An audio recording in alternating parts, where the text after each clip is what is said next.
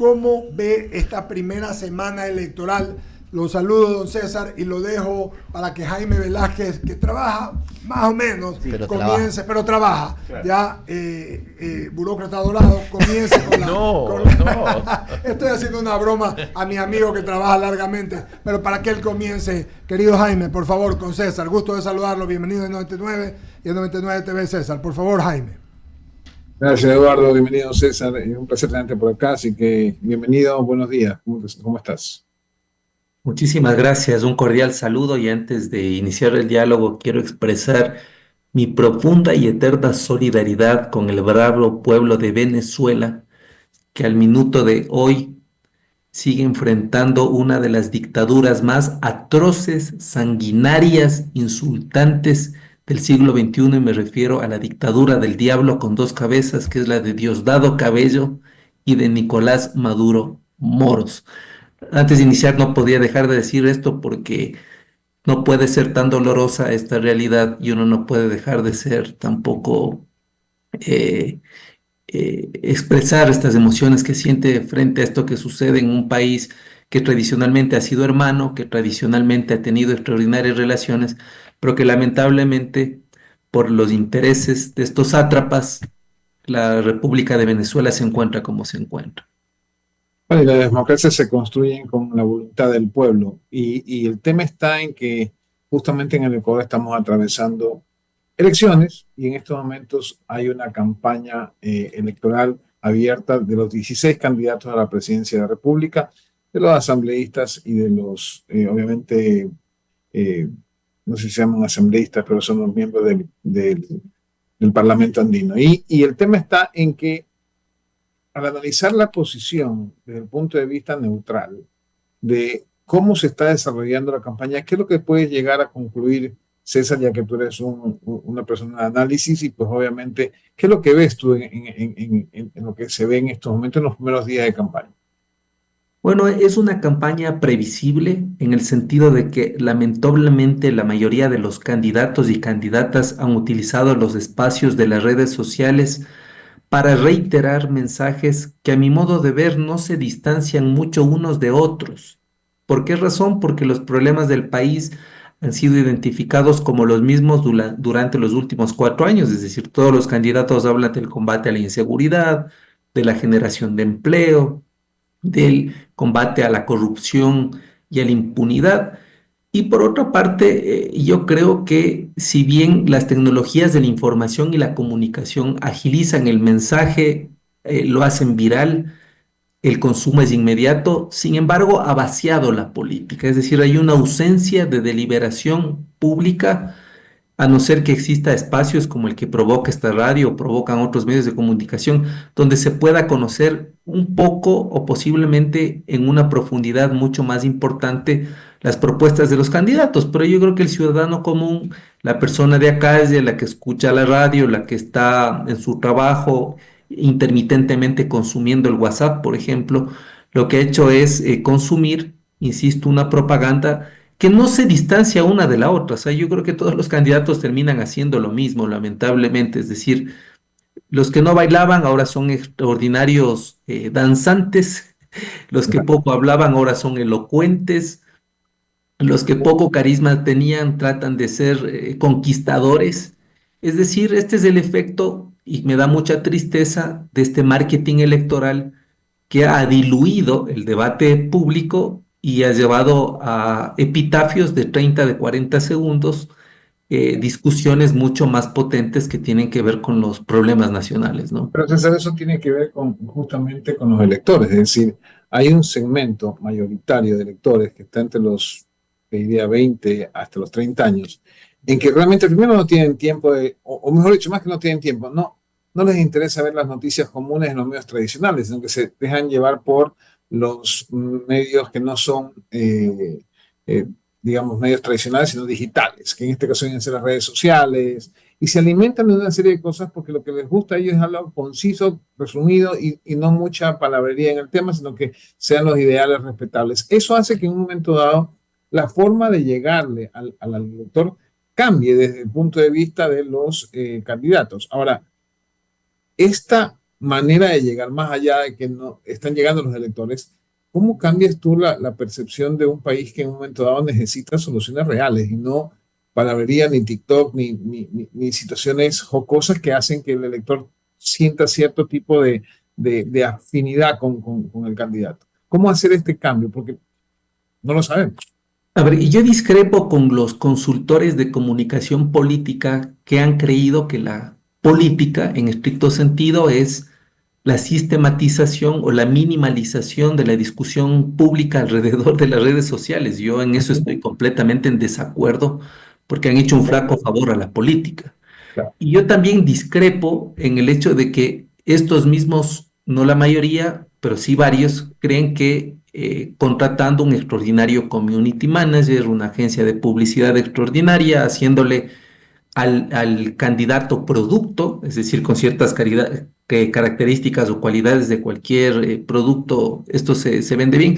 Yo creo que eso no está sucediendo ahora. Y digo no está sucediendo porque a lo largo de los años yo he venido investigando minuciosamente, de manera sesuda, cuál es el comportamiento de los jóvenes en distintas cosas de la cotidianidad.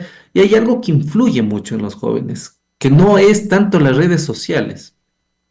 Influye el contexto en donde se produce su vida cotidiana. Voy a poner un ejemplo. Si sus padres no tienen empleo o están empleados informalmente o son subempleados, si su familia no tiene acceso a salud, si hay una precariedad en su contexto, es posiblemente la conversación de la familia, la conversación del entorno que comienza a orientar su definición al momento de ir a las urnas. Entonces, la gente cree que el joven vota por el joven y eso no es así. El joven vota por la conversación que se produce en ese entorno alrededor de las preferencias que usualmente las personas adultas comienzan a expresar en espacios en donde se conversa entre los miembros de la familia. Es decir, no es que el joven vota porque, no, eso no es así. Y eso hay que precisarlo porque mucha gente cree que la conquista o la seducción del voto joven es porque el joven defiende ciertas causas, ciertas cosas. No, la situación en el Ecuador es muy compleja, que hay temas que no distingue ni segmento, ni formación, ni sexo, ni género, nada. Por ejemplo, el tema de la inseguridad. Eso no distingue nada. Puede estar en el barrio más ampuloso como el barrio más pobre. Entonces yo creo que los candidatos o las candidatas que puedan dar un mensaje contundente del cómo pueden resolver ciertas cosas, probablemente tendrán alguna suerte de beneficio en los adultos que influyen en los jóvenes. Eso es distinto. Entonces, le doy paso a mis compañeros en cabina. Creo que Javier Segarra tiene más preguntas para continuar con la entrevista. Un abrazo y gracias. ¿Ah? Adelante, Muchas Javier. gracias. Jaime, ¿cómo le va? Buenos días. La verdad que cuando uno comienza a analizar la situación de lo que tenemos como naipe político, como ajedrez político, los ecuatorianos a veces nos ponemos a pensar, bueno, ¿y qué opción es la más adecuada? Y es obvio que nadie le va a decir Juan, Pedro, María o Luis, pero sí, nosotros como ecuatorianos queremos saber, ante los problemas que vivimos permanentemente, y me refiero a una justicia que no tiene el peso adecuado, al desempleo que está latente, a una salud pública con inconvenientes tremendos, a la crisis económica, es decir, a la desnutrición infantil. Y nadie pone el ojo en ese sentido porque ese va a ser el futuro de la nueva generación que tiene que tener las condiciones adecuadas. Entonces, sí, hay un debate presidencial que desde mi punto de vista, yo lo cuestiono, porque eso no es ningún debate. Pero a los ecuatorianos necesitamos saber cómo van a solucionar esos problemas. A ver, yo creo que se necesita candidatos y candidatas con la suficiente entereza en el sentido que nos digan a los ecuatorianos cuál es el estado de situación real del país. Creo que la demagogia, las narrativas creadas o aquello que tiene que ver con ciertos ingredientes del populismo no caben. El Ecuador este año, digamos, cerró el 2024 con un crecimiento menor al 1%. Imagínense. Tenemos 1 de cada 3 niños con desnutrición crónica infantil, 200.000 jóvenes por fuera de acceso a instituciones de educación superior y así un largo etcétera. Yo creo que deberíamos nosotros exigir a los candidatos, primero, que demuestren si conocen efectivamente cómo está el país. Segundo, sacarles de la narrativa o del eslogan de respuesta, porque muchos candidatos responden con eslóganes, no con razonamiento. Y la tercera, también exigir de los candidatos y candidatas algo que nunca se produce, y es cuál es el equipo, quién les acompaña. En el Ecuador ocurre un fenómeno que es bastante curioso e irrespetuoso también, y es que quien es electo o quien es electa presidente de la República a días comienza a conformar el gabinete, hasta el último minuto cambia el ministro por otro, es decir, todo es una suerte de negociación que no nos beneficia a todos. Yo creo que hay que exigir propuesta, no eslóganes, equipo de trabajo. Y la tercera que me parece importante es sinceridad, es decir, cuánto de aquello que se ofrece es factible que se realice. A propósito de la dolarización que Ujú. ustedes hablaban antes de la entrevista, si yo hago un recuento desde la transición de la democracia hasta el día de hoy, son pocas cosas las que en el Ecuador se han sostenido de manera denodada indistintamente del distingo o del sesgo ideológico. Una de ellas es la dolarización, otra el bono de desarrollo humano, otra la paz, otro el tema que por cierto no lo provocó ningún gobierno, pero es el tema de la desnutrición crónica infantil, que fue un grito que hizo organizaciones de la sociedad civil para que los gobiernos, comenzando por Moreno, luego por Lazo y ahora con Noboa, se entiendan. Y hay una serie de victorias que ha tenido el Ecuador pequeñas, pero no necesariamente productos de un acuerdo. Creo que hay que exigir estos de los candidatos y otra cosa que me parece importante es, debemos ir a un acuerdo nacional. Puede ser iluso, parecería bastante sacado de los cabellos, pero creo que es insostenible que el Ecuador inaugure un nuevo periodo gubernamental y legislativo con las mismas prácticas y vicios que hemos tenido consuetudinariamente, Javier. Y es verdad, vea, desde 1979, en esta nueva democracia, 40 y pico de años, 44, 45 años, venimos hablando de lo mismo. Y entonces yo coincido con usted, es necesario buscar ese acuerdo, pero un acuerdo serio, no un acuerdo por intereses partidistas, un acuerdo por los intereses de los ecuatorianos, que ahí está el problema, porque si no vamos a seguir usted y yo hablando de aquí a 10 años lo mismo. Por ejemplo, una política de Estado debería ser el Correcto. combate a la inseguridad y a las distintas expresiones de violencia. Ujú. Creo que hay experiencias exitosas en muchos países donde expresan que si no existe un consentimiento de los distintos actores políticos, de los sectores, de los gremios, de los colegios de sociedad civil, finalmente no se resuelve el problema. Creo que los candidatos deben cerrar filas, hacer un acuerdo indistintamente de quién gane las elecciones, que todos debemos remar hacia la misma orilla, es decir, contra la inseguridad y la violencia. El segundo gran acuerdo que creo que es importante es la generación de empleo y también el combate a la precarización o a la falta de calidad del empleo. El Ecuador es uno de los países que no solo registra altas cifras en cuanto a desempleo, sino también a empleo informal y a precarización. Creo que ese debe ser un acuerdo. El tercer acuerdo que me parece clave es el tema de la educación. No Fundamental. hay un diagnóstico de la precariedad que ha tenido nuestra educación después de la pandemia. Eso es una Ujú, cosa complejísima, Javier. ujú. Sí, sí, es verdad.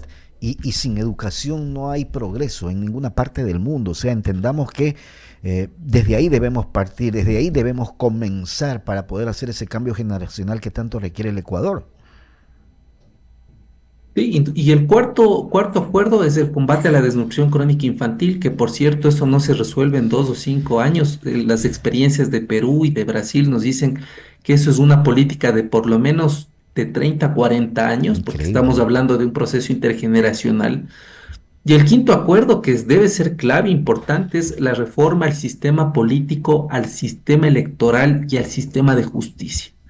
Creo que debemos entrar en un proceso de evaluación de todos los operadores. Después de metástasis, de pulga y de Ujú. purga, nos damos cuenta que es un sistema metastásico el que tenemos en el sistema de administración de justicia. Creo que es inviable que el Ecuador tenga un crecimiento exponencial en cada elección de movimientos y organizaciones. Casi llegamos a 300 organizaciones políticas habilitadas. Y la otra, creo que en el Ecuador deben haber verdaderos partidos políticos. Al día de hoy no hay partidos políticos. Hay caudillos, hay caciques, hay chequeras, hay corporaciones, pero no hay formación de cuadros, no hay ideología, no hay democracia interna, ni tampoco hay transparencia en el financiamiento de las campañas electorales. Ese es el otro Creo que esos problema. son los acuerdos que necesitamos como país, indistintamente de quién gane. Creo que es un momento que debemos ser generosos, abrir las manos, expresar nuestra voluntad y arrimar el hombro, porque el Ecuador está en una situación extremadamente crítica. César, le voy a dar el paso a Daniel para que continúe con el diálogo. Gracias de mi parte. ¿Eh? Muchas gracias. César, cada elección sin duda es un momento de esperanza en el sentido de que evidentemente tratamos de que la mejor opción, la que escojamos, nos ayude a ser un mejor país. De lo que usted ha podido ver y de lo que ha podido palpar en el ciudadano, ¿hay ese momento de esperanza en este inicio de campaña electoral o hay un elector que todavía ni siquiera está empezando a sintonizar que estamos en campaña electoral? Yo creo que nuestra democracia está tan venida menos que lo que dice el Latinobarómetro de las Américas, como el barómetro o el APOP, nos advierte que cada vez los ecuatorianos tienen más apego a ciertas señales o manifestaciones, expresiones del autoritarismo, es decir, el ecuatoriano cada vez se siente más identificado cuando tenemos estos líderes que están sobre el bien y el mal. Lo segundo, que la confianza interpersonal entre ecuatorianos es la menor entre todos los países de América Latina y me refiero que no tenemos confianza uno del otro. Y el tercer elemento que me parece importante es que en cuanto a la aceptación de la democracia como régimen político, no tenemos tampoco una calificación que nos pueda decir que nuestra democracia sea saludable. Estos tres elementos nos advierten que el ciudadano común va a concurrir a las urnas no necesariamente con entusiasmo, porque además hay una asociación directa que se produce entre el bienestar individual y colectivo con el funcionamiento del sistema político. Quiero decir que si la gente no mira que la democracia, los políticos, las organizaciones que son la intermediación entre el Estado y la sociedad resuelven sus problemas, indudablemente el estado de ánimo va a ser bajo. Yo creo que la gente mira la campaña, yo diría ya no con mucha atención. Me parece que se ha creado también una narrativa alrededor de lo que las encuestas han venido manifestando durante los últimos meses, de que prácticamente es una elección de dos candidaturas. Eso hace que incluso el margen o el espectro de interés o de conocimiento que tiene la gente por los otros candidatos se haya diluido. Eh, Creo que la gente está esperando resultados más que, digo, resultados en la gestión pública más que resultados en las elecciones. Y creo que es un año muy complejo, es un año muy difícil, que tiene muchos retos para quienes están corriendo para las distintas dignidades. Creo que no es un estado de ánimo muy bueno, no se vive una fiesta y yo no creo que la gente esté celebrando nada, porque el desempleo, la inseguridad, la corrupción son enormes. Entonces, en ese ambiente es muy complejo que la gente tenga cierto sentido de esperanza, cierto sentido de patear la pelota hacia adelante buscando hacer un gol. Creo que es un tema, es un momento muy complicado para el Ecuador. Sin duda. César, me quedo con la frase que usted dice de que el ecuatoriano está, o la mayoría de los ecuatorianos está, o en la región, buscando estos liderazgos autocráticos. No sé si forma parte de una idiosincrasia latinoamericana. Ya lo dijo Osvaldo Hurtado en un libro por allá por el año 90 y pico, que dijo que el ecuatoriano está acostumbrado a estos cacicazgos, ¿ok? Entonces no es de extrañar que los liderazgos fuertes, en base a que somos una sociedad desordenada, porque eso es la realidad, una sociedad a la que le cuesta seguir orden, le cuesta seguir por su propia voluntad, siempre tiene que haber una imposición, una multa, un castigo, una sanción, para hacer las cosas que normalmente tenemos que hacerlas bien. Esta es de la sociedad ecuatoriana. Entonces, no es de extrañar que busquemos ¿cómo es? Un líder autoritario, más bravo, que es el que nos diga qué hacer. No es de extrañar. Creo que forma parte de nuestro ADN. Que no creo que sea el correcto, que creo que hay que cambiar en la medida en que ciertamente la gente empiece a pensar y a ser más educada bien, no adoctrinada, educada bien. Pero más allá de eso, es decir que tenemos un elector también al cual no le interesa conocer las propuestas, sino que simplemente se vende o se deja convencer por imágenes, ¿o no? Bueno, la falta de interés del electorado se explica por el fracaso que tiene la política, Ujú. porque siendo un país que aun cuando no crece como debería hacerlo para resolver las distintas demandas ciudadanas, Ajá. sin embargo hay ineficiencia en cuanto a la administración de esos recursos. Entonces, si uno mira, por ejemplo, la ejecución presupuestaria en gobiernos locales, gobierno central, nos damos cuenta que no es un problema de recursos, que es un problema de tener un proyecto de país. Y yo digo esto porque algo que me extraña cuando escucho a los candidatos y candidatas con la mayor legitimidad que tienen para correr, para la dignidad que ellos quisieran, es que nadie nos dice con claridad hacia dónde quiere llevarle al Ecuador, Ajá. hacia dónde nos quieren llevar. ¿Cuál es la visión del Ecuador a futuro? En 4 años de mandato, ¿en qué lugar nosotros nos vamos a encontrar?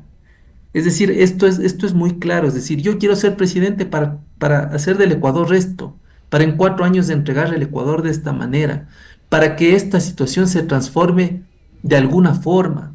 Y yo no escucho esto, lo que escucho es una serie de promesas, una serie de ofertas, pero nadie me dice con claridad cómo es el Ecuador después de 4 años. Y cuando uno tiene claridad hacia dónde va el país, uno se arriesga a coger o no coger el bus, porque uno sabe hacia dónde va. Pero cuando uno no sabe hacia dónde va, entonces viene un desánimo, un desgaste, y creo que eso hay que exigir a los candidatos. Bueno, ¿hacia dónde nos quieren llevar? ¿Con qué recursos? ¿Con qué personas? ¿Quiénes van a conducir los distintos tramos de la carretera? ¿Por qué carretera? ¿Con qué aliados? ¿Qué vamos a hacer? Creo que eso que parece tan sencillo, creo que les resulta muy complicado a los candidatos, pero creo que hay que exigir eso, hacia dónde nos están llevando como país.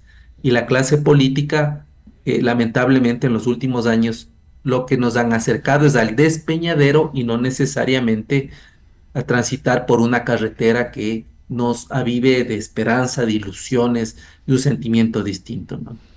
Muy bien. Enrique, voy a darle paso, gracias César por contestar mis preguntas. Mi compañero Enrique San Martín continuará con la entrevista.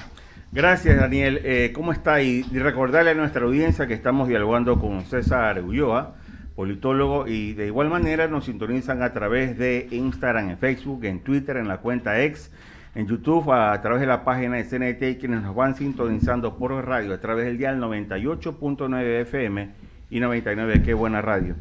César, ahora voy al tema de forma, ese es el fondo. Ahora nos aproximamos a un debate presidencial y ya hemos visto, o ayer nos dieron a conocer, cuál va a ser la metodología a seguir.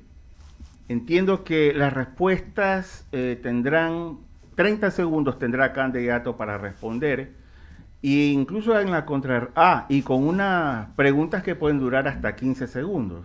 Y me imagino que la contrarréplica tendrá 15 o 20 segundos más.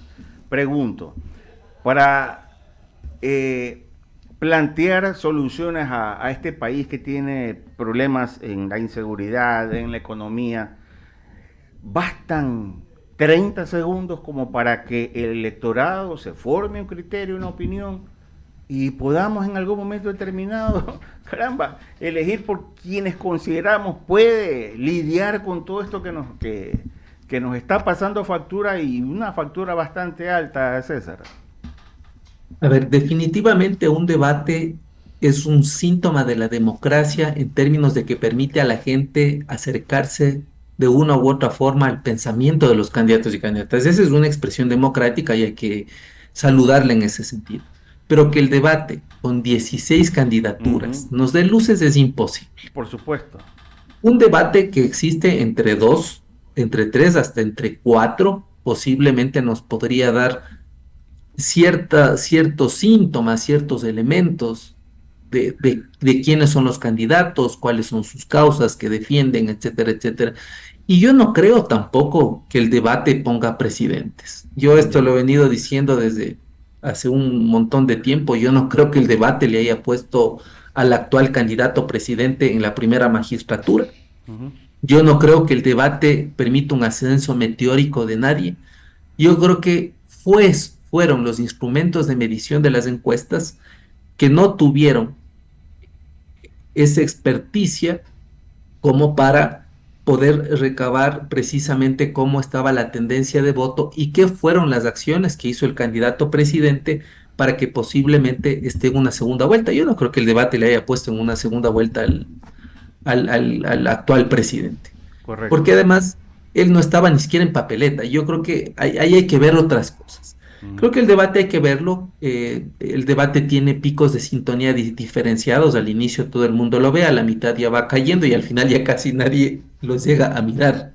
Ujú. Entonces yo creo que hay que ver qué distinto tiene este debate. Por las dinámicas, yo no creo que sea un debate que nos aporte mucho. Y creo que más bien son otros espacios, como por ejemplo los que promueve esta radio, otros medios de comunicación tradicionales, alternativos digitales, que en profundidad nos permiten conocer a los candidatos de sus distintas propuestas. Insisto, es una propuesta saludable el debate, pero como está concebido, no creo que aporte definitivamente en mucho, ¿no? En este espacio de opinión, César, hemos hablado sobre las tendencias de los binomios, pero también aparece una indecisión que algunos o sea, voto de indeciso, mejor dicho, que se ubica entre 60%, 50%, 40% incluso. ¿Usted cree que esto pueda generar o resultar en una tercera vía o una opción? Digo esto como porque al menos vemos que tanto el presidente como quien está también, o en todo caso lo está acompañando, o viceversa, ella va primero, me refiero a la candidata Luisa González, luego al presidente de la República, aparentemente tienen esa ventaja sobre los demás. Pero respecto de los votos indecisos, ¿se habría una tercera vía? A ver, yo creo que este es el país en donde nada está resuelto antes de conocer los resultados después de la proclamación del Consejo Nacional Electoral. Y voy a poner ejemplos concretos. Ya. Nadie pensó que el coronel Lucio Gutiérrez iba a ser presidente. No sé si ustedes recuerdan, no Ujú. estaba en ninguna encuesta. Así es.